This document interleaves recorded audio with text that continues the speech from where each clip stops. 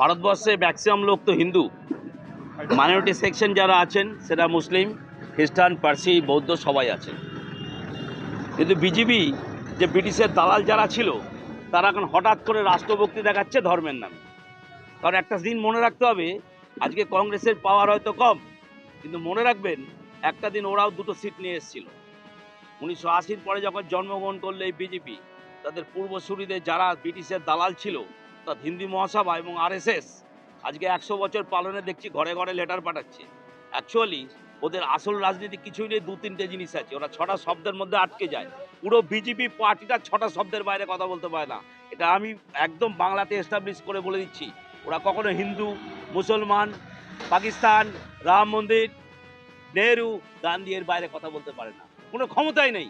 ওরা মানুষের পেটের কথা বলে না, মানুষের কাজের কথা বলে না, কর্মসংস্থান এবং বিজনেসের কথা বলে না, দেশের অগ্রগতির কথা বলে না। যারা ব্রিটিশের দালাল ছিল 250 বছর যারা শোষণ করেছিল, সেই চামচাগুলো আবার দেশে উঠে এসছে ধর্মের নামে। ওরা জানে এটা ভালনারেবল পজিশন।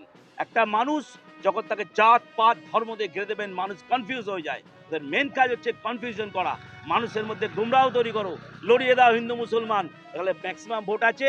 আমি হিন্দুদের দেখি আর দিদিভাই, দিদিভাই মুসলিমদের দেখে দেবে, হিন্দু মুসলমান করে চলবে, মানুষ ফেসে যাবে।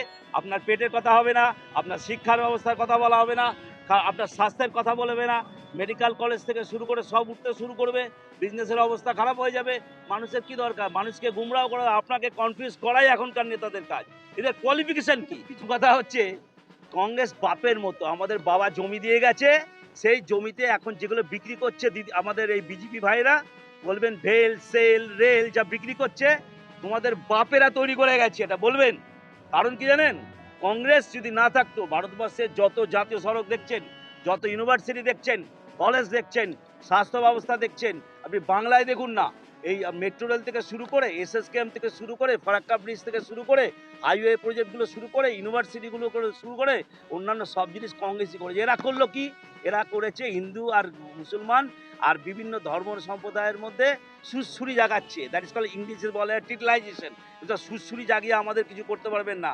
আর যারা পিওর কংগ্রেসই, তাদের মানবতা, তাদের একচেট ধর্ম হচ্ছে হিউম্যানিটি। এই হিউম্যানিটি যদি বিশ্বাস করেন, পৃথিবীর বুকে যেসব দেশ ধর্ম নিয়ে লাফিয়েছে তারা শেষ হয়ে গেছে। আর পাশের দেশটা দেখুন না, নেপালের কি অবস্থা হচ্ছে কদিন আগে। পাশের দেশ বাংলাদেশ দেখুন, পাকিস্তান দেখুন, আরবীয় কান্ট্রিগুলো দেখুন। যারা প্রোগ্রেসিভ কান্ট্রি হয় তারা কোনোদিন ধর্ম নিয়ে লাফায় না, মূর্খরা ধর্ম নিয়ে লাফায়। আপনার ছেলেকে আপনি কতবার মন্দিরে পাঠান? আপনার ছেলেকে না হলে কি চাকরিটা কি মন্দিরের চাকরি পুড়িয়ে দিতে হবে, অথবা কোটো নিয়ে বসে থাকতে হবে পয়সা তোলার জন্য। আর রাম মন্দির আমাদের পেটে খাবার দেবে? রাম তো আমাদের মন্দির হরে কৃষ্ণ হরে রাম বলবো, হোয়াই শুড আই সে জয় সিয়ারাম সিয়ারাম, জয় শ্রীরাম? এটা কি কথা? প্রথম কথা, ভারতবর্ষের জয় শ্রীরাম বলে কিছু ছিল না। ভারতবর্ষে আমি সারা ভারতে ঘোরা কার্যগত কারণে সেটা সিয়ারাম বলে, অর্থাৎ সীতা এবং রাম। আর আমরা বলবো হরে কৃষ্ণ হরে রাম। বাংলায় তাহলে কাদের বিরুদ্ধে লড়াই হবে? আপনার তৃণমূলের বিরুদ্ধে না বিজেপির বিরুদ্ধে? প্রথম কথা, যে মানুষকে গোমরাও করেছে, 3000-1000 টাকার প্যাকেট খাই দিচ্ছে, গরিব মানুষ তো পয়সাটা দেখছে, কিন্তু ওরা দেখছে না গরিব মানুষ যে আমার ছেলেটা মানুষের চাকরি পাবে কিনা। ওরা এটা দেখছে না আগের দিনে বিজনেসটা। কারণ কি, এগুলো ক্রিটিক্যাল প্রসেস। ইকোনমিক্সে যদি দেখেন, লং টাইম প্রজেক্ট হয়, শর্ট টাইম প্রজেক্ট হয়।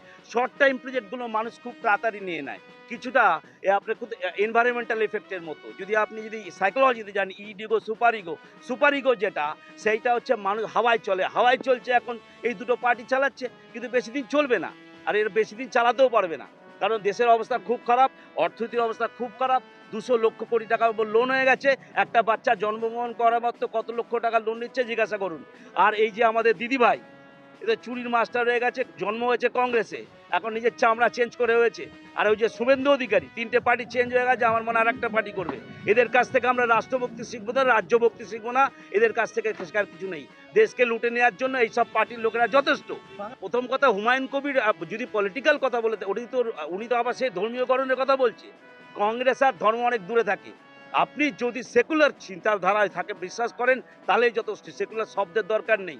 আমরা সব ধর্ম, সব বর্ণ, সব সম্প্রদায়কে স্যালুট করছি, এবং সেই সমস্ত লোকই যেন ভারতবর্ষে বাস করতে পারে, সমস্ত মানুষের যেন উপকার হয়, সমস্ত মানুষের অগ্রগতি যেন হয়, বিশেষ করে আমাদের অর্থনৈতিক এবং আমাদের সামাজিক উন্নয়নের দরকার আছে। এবং ভারতবর্ষকে আগে নিয়ে গিয়ে পৃথিবীর সামনে তৈরি করতে হবে।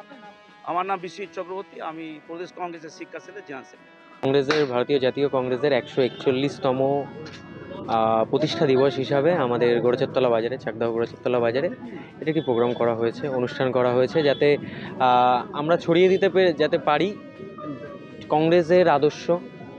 যে কোনো ধর্ম বর্ণ নির্বিশেষে ধর্ম নিয়ে রাজনীতি না করে আমরা রাজনীতি করি সবাইকে নিয়ে। আমরা মানুষকে বিশ্বাস করি, এই বার্তাটাই ছড়িয়ে দিতে চেয়েছি, সংবিধানের বার্তা। আজকে সবাই কারা কারা উপস্থিত ছিলেন?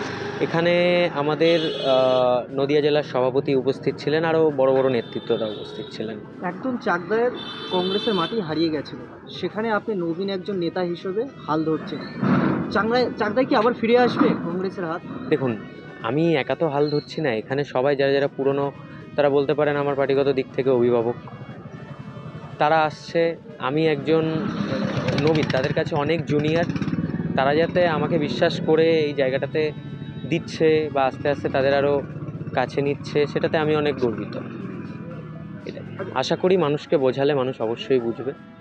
চাকদাতে অনেকদিন পর একটা জাতীয় কংগ্রেসের একটা সভা হলো। হ্যাঁ, এখানে গোড়াচাঁদতলা বাজারে 15 বছর পরে হলো। আস্তে আস্তে আরও হবে সভা, আরও আস্তে আস্তে এগোবে কংগ্রেস। আপনার নাম পরিচয়? আমার নাম শুভাশিস মণ্ডল, আমি প্রদেশ কংগ্রেসের একজন কর্মী।